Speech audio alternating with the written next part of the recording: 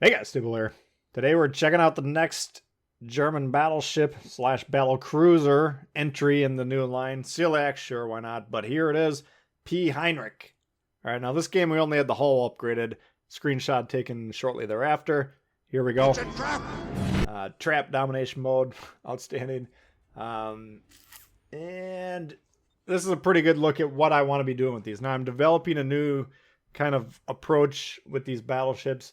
It's kind of the battleship equivalent to the light cruisers, especially with the American cruisers, where we're trying to put this thing into a dangerous position, and then, it's up to the enemy to get rid of us. Okay, so you can consider this defensive in nature, certainly, but it's offensive in the fact that we're just going to burrow in towards the enemy, and if they don't dislodge us, then we'll just chew them up with damage. You can get a lot of damage with these battleships. You can get Krakens, double strikes, everything. I mean, it's a lot of fun to play these things, but you kind of have to understand what are we trying to do here. So I'm not necessarily trying to get toe-to-toe with these guys right off the bat. If that's how the game's going to unfold, sure, we'll go ahead and go down that route. But what I would like to do is just kind of burrow in with this thing, get the secondaries firing, and then defend that position, right? So if we're kind of like getting into a dangerous spot and then emitting radiation or emitting harm, however you want to conceptualize this thing, but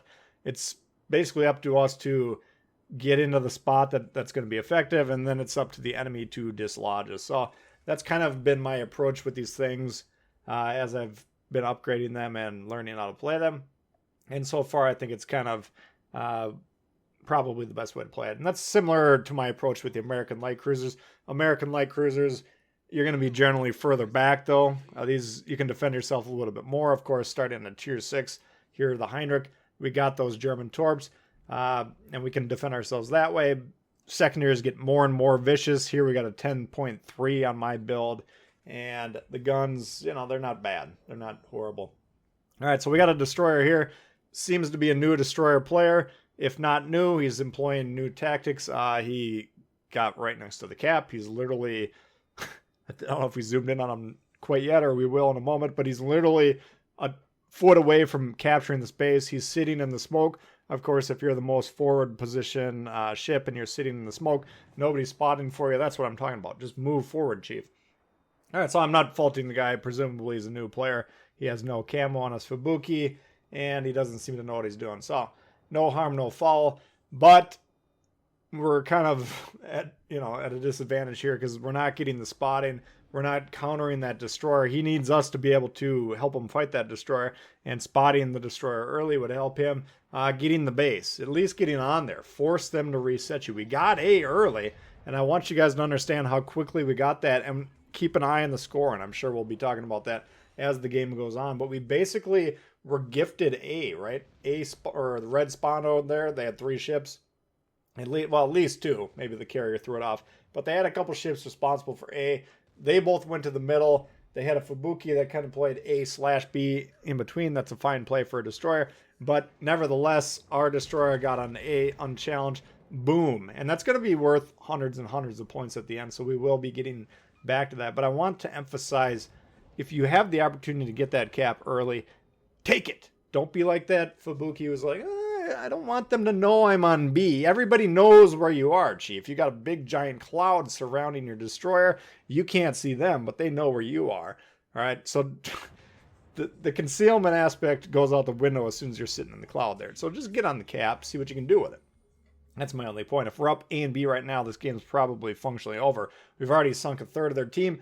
Both destroyers dead. In fact, one of them we helped contribute with the secondary attack, and now we're moving into position, and this is what I'm going to be talking about, all right? We're not going balls to the walls as soon as the puck drops, as soon as the match starts, but we've been looking for opportunities. Where's the crossfire threat to the south from the A-cap? Oh, they ran away. Okay, so we have nobody challenging us from the south, which is where my broadside is going to be getting in this cap. They have no play or no enemy ship that can counter this. Okay, the only guys that can do it are basically where my ship's pointing directly at, to the southeast. If they move a little bit to the west, perhaps they can stop me. Okay, but at this point in time, you can't really stop me from getting on B. I'm always going to be on B, and if you don't keep resetting me, eventually we will capture that base. So this is a scoring play by nature, in that we will be getting B as long as they have to kill me, or eventually I will get B. And by the way, now we are very defensively burrowed in. Okay, we're nearly in the center of the map. And by the way, our secondary threat covers basically the middle quarter of the map. Okay, and that gets even worse, or more onerous with the tier 7. And I can't wait to see what the tier 8 looks like. But these ships, you gotta just get rid of them. Okay, and it's usually when I'm talking about good ships, I just say, as a matter of fact or a matter of advice, if you see him, go ahead and get rid of him. And these are falling into that category. Okay, the more and more I'm playing with these things, the more respect I have for them. I still, if you get into situations where you got a lot of guys focusing you, they're not the most durable ships known to man. They can defend themselves, but if they get focused, or if they really get whacked, or if they make a mistake and they get shot in the side, okay, they can go down very quickly. But if you leave them alone and you let them get a 14, 15-minute game, that's where you're going to start to see 150, 200,000 damage on these things, and serious deficits in terms of scoring. Because if they're played properly, they're played in an upfront, aggressive position like this, well, then they're just going to be unloading damage throughout the remainder of the match. So you can get both sides secondaries firing for large swatches of the match. So you might be sitting yourself saying, okay, well, that all sounds good and all, but what's going on with this match here? We're over a third in the match. We got 23,000 damage, 11 hits, 18 secondary hits. You picked the wrong game to review, Chief. What's going on here? Well, we're just getting going, right? We established control over A. There wasn't a big challenge there. There wasn't a big fight. We had to help with the destroyer. Sure, we got rid of that. We moved into B. That's the next sequential play here. World of Warships can be... It doesn't have to be fly by the seat of your pants the entire time. If you play it kind of a step-by-step, what's the next thing we need to do? Well, you might have a section of the game that's boring. Sometimes you have a full game where all right, the team covered their stuff, I covered my stuff, but the other side was more exciting. It wasn't the most exciting match, but hey, we did our job and we got the win. All right, here we are. What are you going to do? All right, now take a look at the map here. How are they going to dislodge us? Well, they're going to have to push into us. They're going to have to surround us. But I want to evaluate the game as a whole, because this is an interesting sort of deployment here. Number one, map control. Okay, if you look at straight up who controls what, we control, blue controls about 60% of the map, maybe 70% at the most. Red, 30, 40%. Not bad. Along the axis, the ABC axis, well, of course, blue has much more control. We've punched through A, we're into their spawn. We control B directly, and then we project power into C about as equally as much as red does, right? They got one ship 2 squares away. It looks like they just killed the second ship that I was just going to mention. We have 2 ships 2 squares away projecting power into C. So they just tied that up. C, when we're evaluating the game, is functionally tied. B, we have full control over, and A, we have full control over as well. If they kill that destroyer, then they have an unimpeded attack to get into that. But that's several minutes down the line. So right now we have more control over the objectives, more control over the map, but it's not dire. All right, they are losing ships here. And now that they just lost probably their most centrally located ship, their map control just kind of collapsed a little bit. But, you know, overall the game wasn't really solidly won, except for the fact that we've had 1 cap, now 2 caps, and, you know, that's a pretty big deal. Because take a look at it. We got a carrier per side. We got 2 battleships. So basically, in terms of the scoring, I think we are up a destroyer. No, they're up a cruiser. They're probably up 25 points. I don't know. The replay is small on my screen. So if you're looking at the screen saying this guy doesn't know how to count, whatever. Looking at the ships, though, the icons as best I can tell, roughly the score in terms of ships is more or less tied. All right.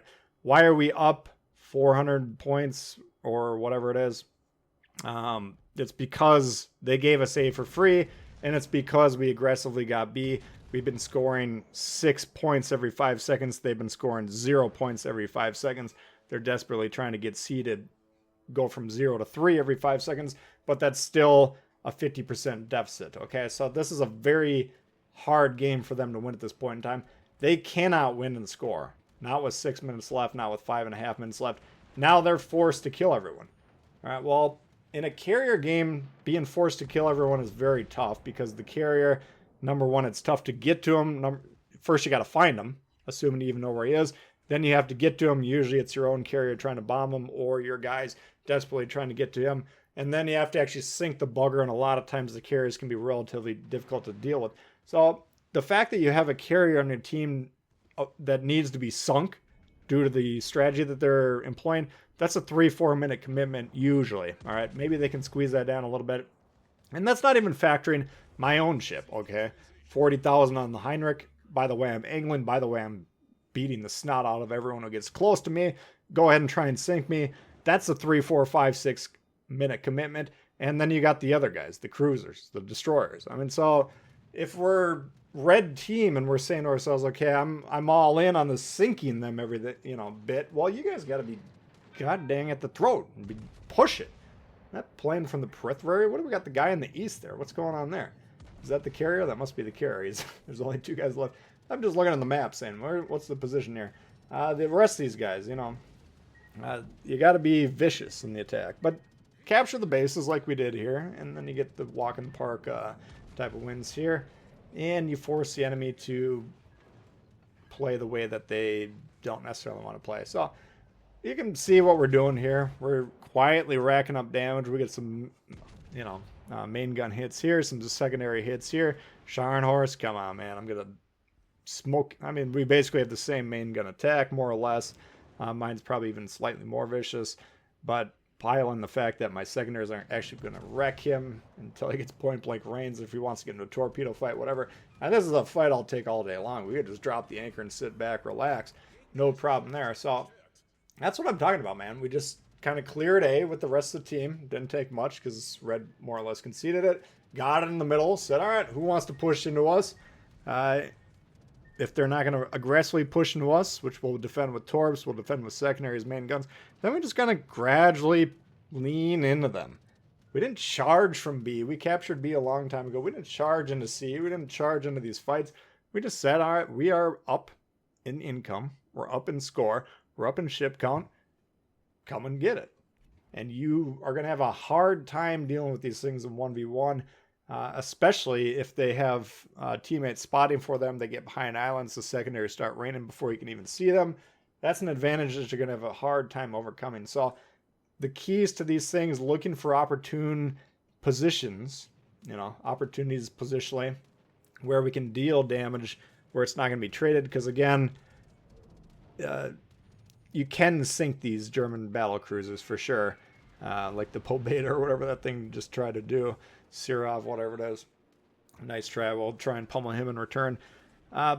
You can damage them, you can sink them, but if they get into protected positions in terms of cover, then you're going to have a lot of problems. Okay, because you can get 400 or 500 secondary hits, and 400 or 500 secondary hits coming at you and your team is hundreds of thousands of damage, and just psychologically it's going to prevent you from really moving into these things, which is what they're kind of designed to do. So that's kind of a look at the overall philosophy, Heinrich, and the German battleships. Hopefully you guys did enjoy it. If you did, please hit the thumbs up. New to the channel, consider subscribing. Lots of World of Warships come through all the time. Questions, comments, leave them below. Love to hear from you, and we'll see y'all later. Peace.